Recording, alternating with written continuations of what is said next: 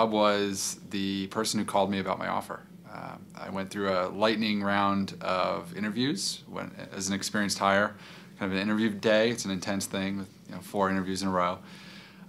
Went through that in the morning, and then Bob called me at about 4 o'clock, and he's kind of always jovial for those who know him. So went on to talk about, uninterruptedly talked about Deloitte for about 20 minutes before I could get a word in edgewise.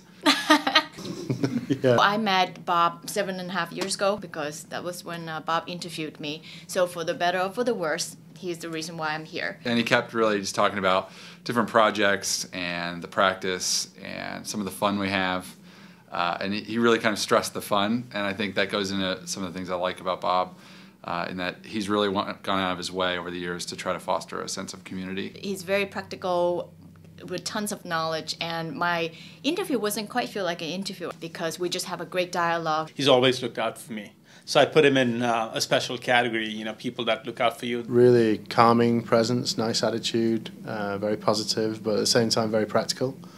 So he's got a really good can-do attitude. There was never any time where we felt we couldn't do anything, and that kind of infused its way through the team. One of the things that I really respect and really value about Bob is that he always say, every time you talk to him, he always tell you, you have to take care of your people. Earlier, last month actually, and I had to go to New York for a very important meeting. I had a really long week, and I was supposed to take the red eye from Los Angeles to New York, and Bob said no, leave on an earlier flight.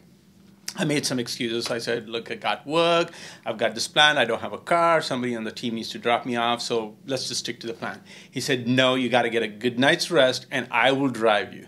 So he drove me from the client site to the airport, and the entire time I was on the phone on a different conference call, but he made sure I got to the airport on time, and I got on a much earlier flight instead of taking the red eye. I got a good night's sleep. And we finally got to work together over in China, actually, and we did several weeks and in the end months together in the US and back in China.